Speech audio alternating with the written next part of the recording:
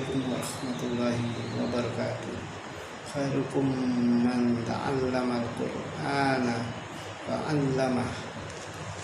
Sebaik-baik dari kalian adalah yang mempelajari Al-Qur'an dan mengamalkannya.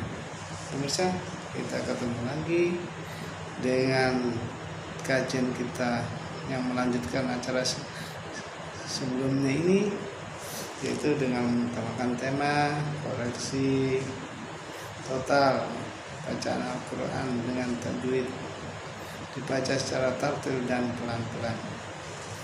Oke, selanjutnya kemarin sudah kita selesaikan dari surat Al-Fatihah ayat 2. Al-Fatihah ayat 2 yaitu Alhamdulillahi Rabbil Alamin. Kita selanjutnya yaitu dari Ar-Rahman, Ar-Rahmanir-Rahim. Nah, kita sekarang koreksi satu persatu dari bacaan itu. Yang pertama huruf A. Huruf A sering terjadi kesalahan pada diri kita, yaitu yang biasa mengucapkan ain atau alif, sehingga dia kadang-kadang berubah dari kata ain, karena kita harus membaca makhraj yang benar. Huruf A betul polos dari bawah ke atas dengan mulut terbuka. Bahkan waktu kita masih kecil dulu belajar huruf A sampai memasukkan tangan ke mulut biar bisa terbuka lebar. A.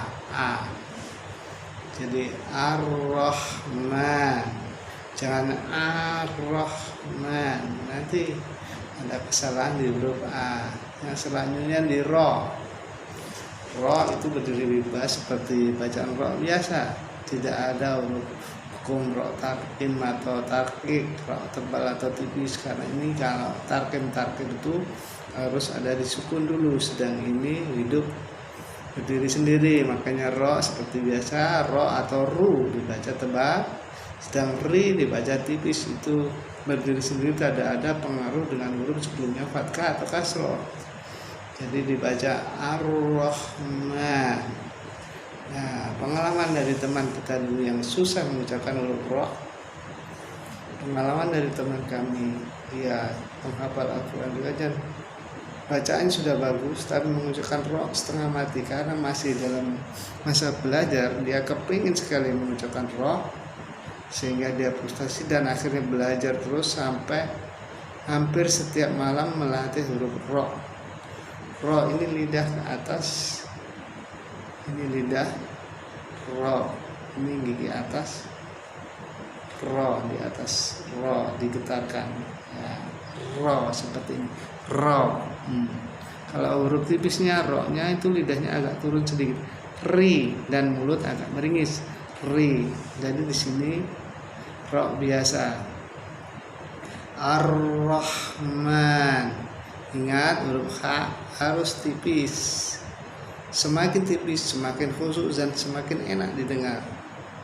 Yaitu dengan H. Itu bayangkan seperti bebek bernapas, atau kita setelah minum air hangat, makanya seperti bebek bernapas. Ar-Rahman. Man itu hukum bacaannya adalah dalam ilmu tajwid itu mad tabi'i, dan sistem mad tabi'i bacanya 2 harokat, atau kita untuk melatih keterampilan kita dibaca dengan 1 ayun, man. Dan mad tabi'i itu ciri-cirinya adalah fathah, setelah fathah ada alif, atau setelah domah ada wawu, atau setelah kasroh ada ya. Nah, di sini Ar-Rahman ini tidak muncul huruf alif, tapi itu sebetulnya kita sudah maklum semua, itu ada huruf alif yang tersembunyi. Setelah huruf ma itu ada alif baru nun, maka diwakilkan dengan harokat dengan fathah yang berdiri ke atas.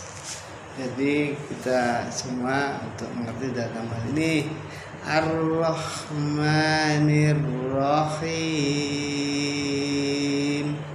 Ingat, stabil khimnya mad arid disukun. Itu bila pertamanya pakai 6 semua, dan memnya berhentinya pas setelah khim. Jangan sering terjadi kesalahan di kalangan 6. Selalu memnya muncul dulu atau nggak keluar sama sekali. Nah, seperti ini, khim atau khim, karena keburu-buru baca selanjutnya hilang huruf memnya. Nah, jadi Ar-Rahmanir-Rahim. Stop. Habis itu kita ambil nafas baru.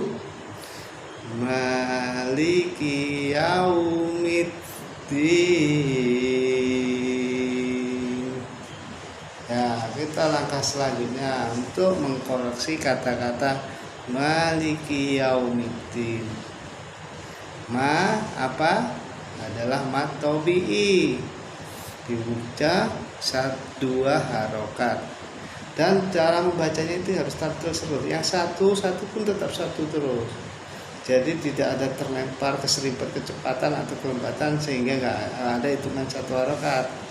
Contohnya Maliki yaumiddin. Ini bacaan stabil ya. Kalau pakai ketukan insya Allah rata. Seandainya kita baca terlalu keserimpet, jadinya begini, Maliki yaumiddin. Nah, ini likinya terserimpet. Jadi ini perlu diperhatikan untuk menjaga ketertilan bacaan kita. Jadi ma tabi'i, liki yaumiddin, liki seperti biasa. Ya, perlu diingat ya, huruf kaf itu di depannya sedikit dari kof itu di pangkal lidah, sedang kaf di depannya, sehingga huruf kaf itu untuk mencapai kekhusyuan, kefasihan bacaan kita. Seperti contoh Allahu Akbar, ada muncul udara sedikit, karena dia itu kalau nggak muncul akan menjadi qalqalah, akan menjadi kof. Contoh akbar ya, harusnya akbar, pokoknya rot tebal. Disitulah disebut namanya lam tarkim. Jadi Maliki yaumiddin. Yau itu mad lin, karena mad lin itu kata-kata yang terputar, seperti dari fathah ketemu wawu jadi yau, atau dari fathah ketemu kasroh yai, syai. Nah, seperti itulah ciri-ciri madlin. Oke, yaumiddin. Nah, sebelum huruf dal ada alif lam, maka nama dal itu adalah huruf samsiah karena dia menghilangkan alif lamnya dan dalnya itu ditasydid.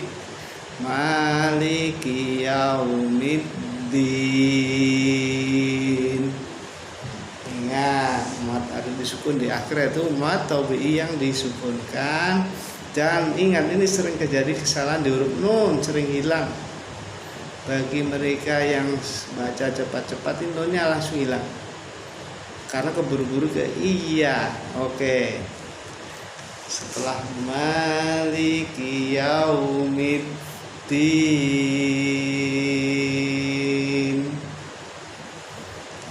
selanjutnya kita bacaan setelahnya Iyyaka na'budu wa iyyaka nasta'in. Iya. Nah, di situ ada kata-kata iya. Iya-nya ditasydid, jangan lupa. Jadi kita harus menekan sampai keluar huruf ya di mulut. Iya. Sedangkan di situ bukan gunah, bukan ada nun. Jadi kadang-kadang di kalangan masyarakat dia mengucapkan seperti guna, sedangkan guna itu keluar lewat hidung ciri-cirinya. Sedang itu tidak terbuka seperti biasa. Iya, cuma untuk jangan panjang juga karena itu untuk mengeluarkan huruf ya aja, bukan seperti mad tabi'i. Jadi iyyaka na'budu, ya mad tabi'i ada fathah, setelahnya alif. Kana budu. Jadi di situ ain jangan lupa, kadang-kadang salah bacaannya karena keluar ainnya. Budu. Wa iyyaka nasta'in. Tasjid iyyaka itu namanya mad tabii dibaca satu ayun. Ingat, tartilan itu kesamaan dari sebelum dan sesudahnya dari huruf yang 2 harokat. Contohnya iya, ya-nya panjangnya sama. Iyyaka na'budu wa iyyaka nasta'in. Sering kejadian di para imam itu ya yang pertama dengan yang kedua itu beda. Ya kedua terlalu panjang, sering terjadi sampai 3 atau 4.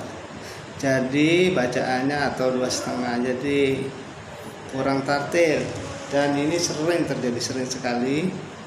Sebagai contoh mungkin terpengaruh lagu. Jadi iyyaka na'budu wa iyyaka nasta'in.